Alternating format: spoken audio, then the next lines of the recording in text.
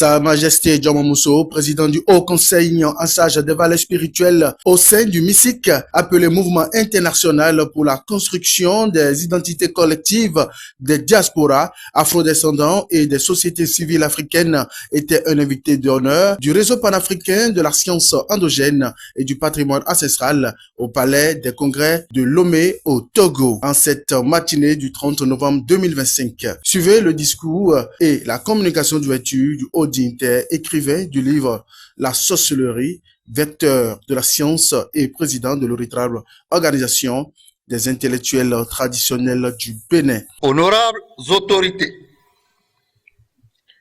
éminents dignitaires,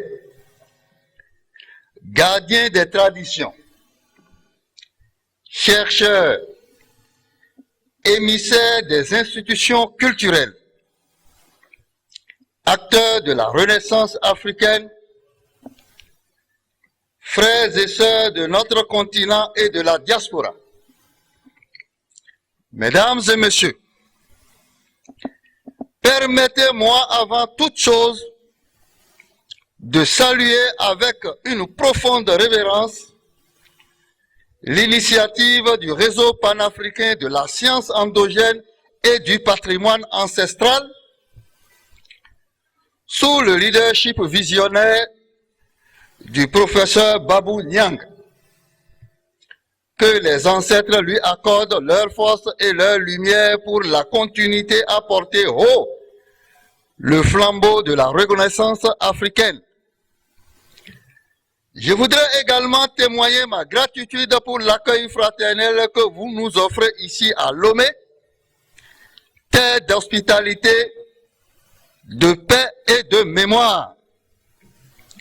Je suis ici en ma qualité du président du Haut Conseil en charge des valeurs spirituelles au sein du MISIC, une organisation qui travaille à la reconstruction et à la consolidation de l'identité collective africaine, autant sur le continent africain qu'au sein de la diaspora. Cette responsabilité exige de nous une vigilance, une humilité et dévouement, car il n'existe de mission noble que de préserver l'âme d'un peuple et de protéger les valeurs qui ont façonné son existence à travers des siècles. La culture africaine ne se résume pas à l'ornement ou à l'animation folklorique. Elle constitue un système structuré de pensée, une civilisation complexe avec ses sciences, ses croyances, ses institutions, ses méthodes de transmission, ses techniques de cohésion sociale et son rapport sacré au vivant. Elle est la matrice de notre humanité. Elle a vu naître d'immenses royaumes, guider des lignées d'hommes et des femmes illustres et inspirer des sociétés capables d'harmonie, de résilience et de solidarité. Nos ancêtres, avant même l'avènement des sciences modernes, observaient, analysaient et comprenaient les cycles de la nature. Ils construisaient des systèmes éducatifs initiatiques fondés sur la discipline, la maîtrise de soi et la connaissance des forces invisibles. Ils ont bâti des méthodes d'organisation politique où la sagesse, la justice et la consultation sont des pierres angulaires de la gouvernance. Ce patrimoine n'est pas un passé révolu. Il est un trésor vivant qui n'attend que d'être ravivé, réappris, protégé et transmis. Mais aujourd'hui, nous faisons face à un grand danger, celui de la rupture entre les générations. L'Afrique connaît une modernisation rapide, souvent imposée de l'extérieur, qui a tendance à reléguer notre héritage au rang d'antiquité sans valeur. Une jeunesse courtisée par le numérique, mais souvent déconnectée de sa mémoire. Des institutions traditionnelles affaiblies ou incomprises. des savoirs millénaires menacés de disparition faute de transmission structurée. Il nous revient donc de nous poser la question fondamentale. Qui serons-nous demain si nous perdons ce qui fait notre essence aujourd'hui? Chers frères et sœurs, l'identité n'est pas un slogan, c'est une colonne vertébrale. Et cette colonne est faite de rites, de symboles, de langues, de spiritualité, d'histoire et de savoirs endogènes. Un peuple qui n'assure pas la continuité de son identité devient vulnérable à toutes les formes de domination. Un peuple qui préserve sa mémoire se fortifie. Un peuple qui honore ses ancêtres construit son avenir avec assurance. C'est sur ces mots que je conclus mon discours.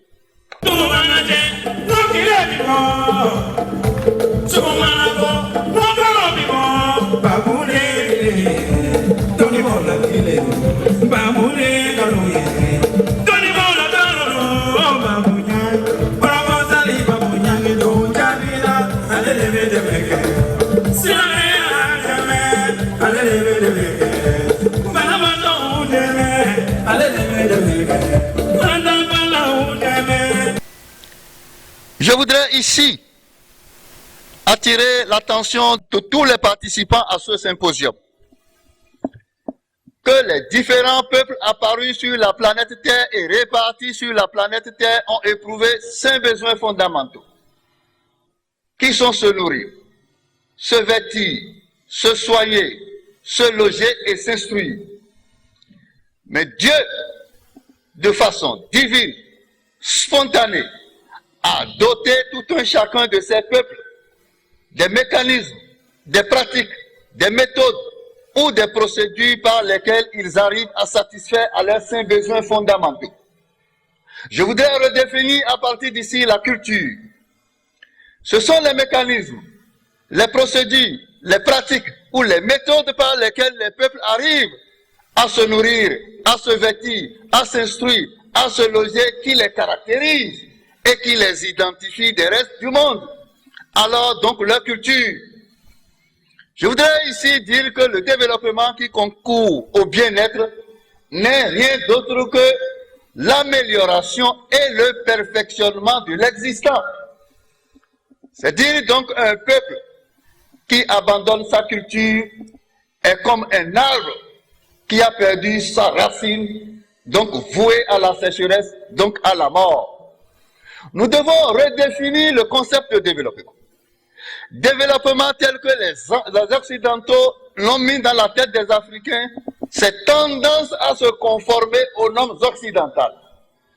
Alors, le développement, nous le redéfinissons ici pour dire, le développement, c'est l'amélioration, le perfectionnement et la recherche de compétitivité dans les mécanismes ou les procédures par lesquelles vous arrivez à vous nourrir, à vous satisfaire les 5 besoins fondamentaux.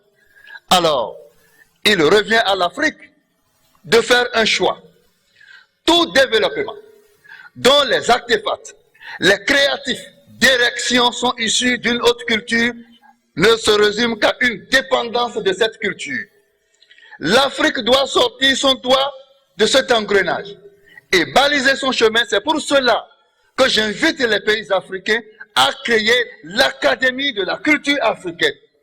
Et dans cette académie, nous allons y consacrer la ressource humaine africaine à la prospection, à l'exploration de notre culture pour y sortir des inventions qui constituent des solutions aux différents problèmes que la nature nous impose.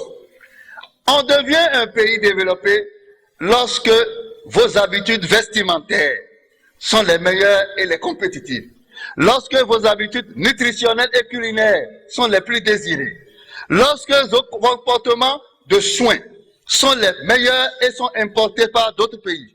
Un peuple qui n'a pas sa production intérieure brute qui s'accroît est un peuple traîné. Je voudrais inviter tous les dirigeants africains à féliciter, à encourager la création de l'Académie de la culture africaine. l'or, le pétrole, le manganèse, l'uranium ne constituent en réalité pas des richesses pour l'Afrique. Parce que l'Afrique n'a rien inventé qui consomme ces minéraux-là. La virginité de l'Afrique se retrouve où? C'est que dans la culture africaine se retrouvent les artefacts, les solutions de tous les problèmes auxquels nous sommes confrontés. L'intelligence, ou le premier minerai, c'est l'intelligence. C'est pourquoi le colonisateur a très tôt compris que le plus précieux des minerais sur Terre, c'est l'intelligence. Et cette intelligence a été ce qui a été extirpé de l'Afrique.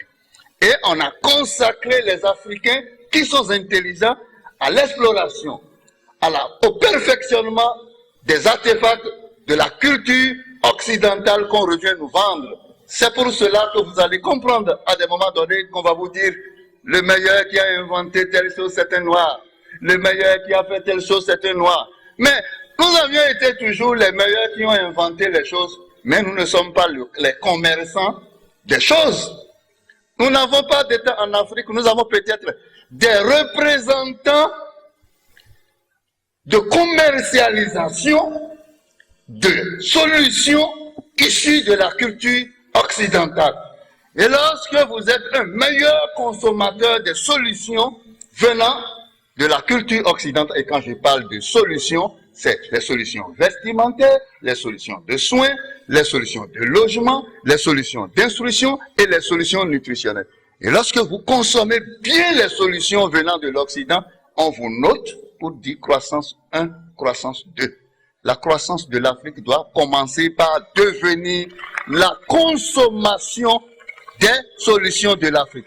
On reconnaît un Togolais par ses habitudes vestimentaires. On le reconnaît par ses habitudes nutritionnelles. On le reconnaît parce que quand il tombe malade, il utilise les plantes. Le dénominateur commun des Africains, c'est qu'ils ont les mêmes comportements vestimentaires. Je suis venu du Bénin. Le professeur Babou Niang est venu du Mali. Mais bizarrement, nous avons porté le même code vestimentaire. On va nous qualifier d'Africains. Je voudrais vous remercier, attirer votre attention et remercier beaucoup Majesté Aklassou qui a fait une promesse que les ancêtres et que Dieu Tout-Puissant vous accompagnent, vous soutiennent pour que votre rêve devienne une réalité. Je vous remercie. C'est aussi une occasion pour Sa Majesté Aklassou IV, chef canton, à Lomé-Bay, de prononcer un discours édifiant. Au nom des esprits protecteurs de nos terres et de nos peuples, je vous souhaite la bienvenue sur cette terre africaine, berceau de la mémoire, matrice de la dignité et sanctuaire de la tradition. Aujourd'hui, nous ouvrons une rencontre qui dépasse le cadre académique. Elle est une célébration spirituelle et civilisationnelle. La conférence du professeur Mamadou Babou Niang, portée par le réseau panafricain de la science endogène et du patrimoine ancestral, s'inscrit dans une mission sacrée. Réconcilier la modernité avec la sagesse des origines. Unir la science et l'héritage. Bâtir une souveraineté intellectuelle africaine enracinée dans nos valeurs. Nos ancêtres nous ont transmis des savoirs intenses et immenses. La terre, source de vie et de prospérité.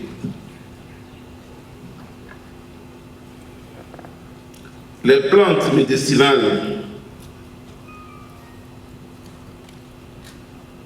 Ces plantes qui nourrissent et donnent vie à notre santé, les astres guident nos rites et nos saisons. La parole, force créatrice, qui unit et protège la communauté.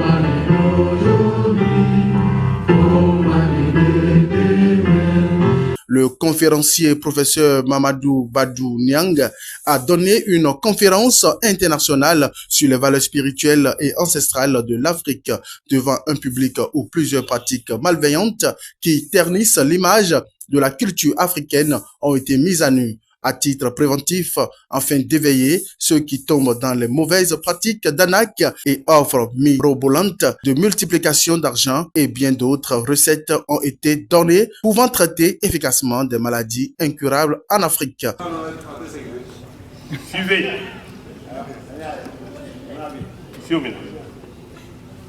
Bon, maintenant, quelqu'un qui peut venir voir dans ce seau-là. Non. Non. On va demander à l'étranger quiconque qui veut venir vous voir.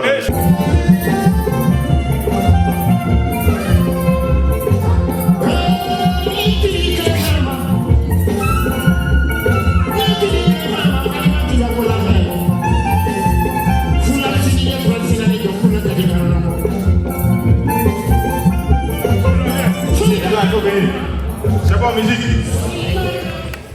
Déjà, il faut regarder, il y a quoi?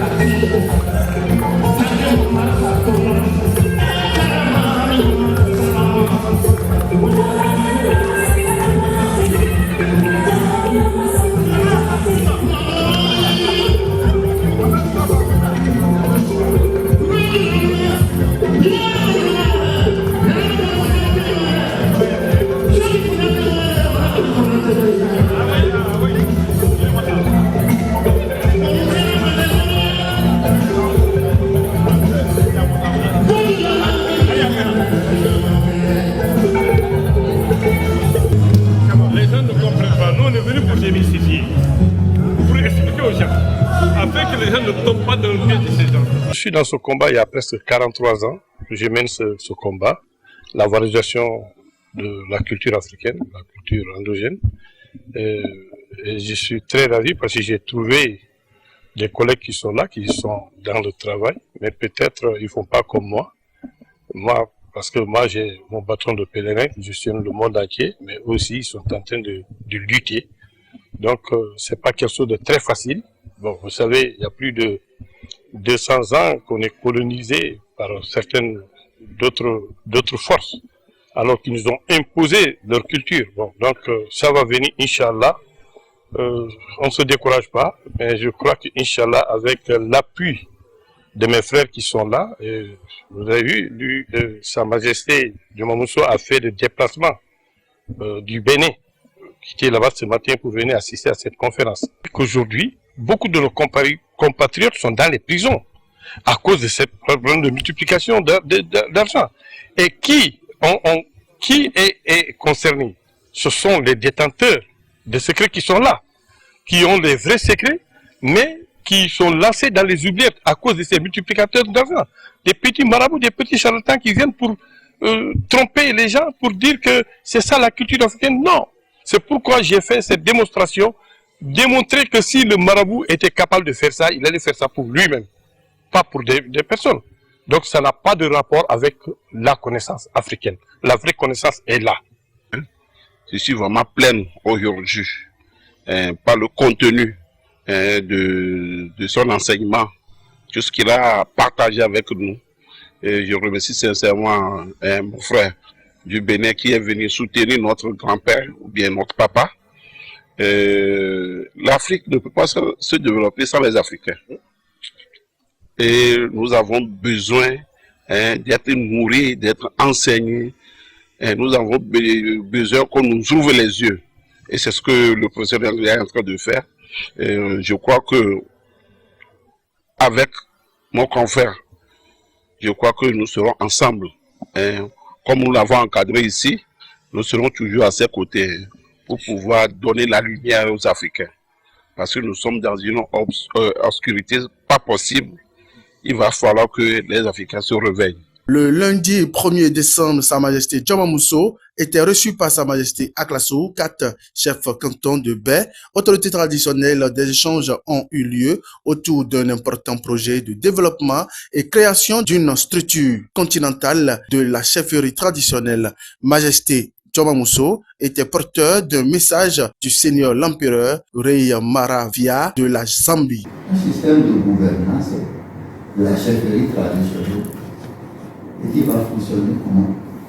On a besoin d'un autorité d'une tête couronnée, la chefferie traditionnelle, plutôt qui doit prendre cette représentation. Et ça doit commencer déjà par la création du United Hayacratic Government of Alkebulan, c'est-à-dire l'union des gouvernements hayacratiques d'Afrique, on ne va pas dire d'Alkebulan.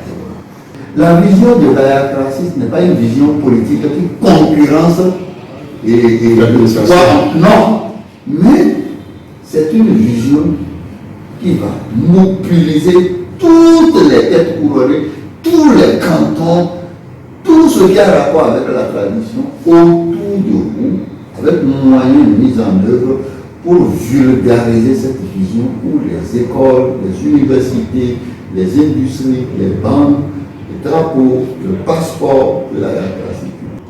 Aujourd'hui, nous avons des républiques et l'administration doit tenir compte d'un certain nombre de choses, toujours au niveau de la base, il faut continuer pour pouvoir avancer. Sinon, ils vont beaucoup travailler, comme vous l'avez bien souligné, et depuis les débuts, ça n'a pas donné. Avec la démocratie aussi, on a vu là où ça se limite, tout ça. Je crois que la seule chance qui reste pour l'Afrique aujourd'hui, c'est la chefferie culturelle, c'est notre culture.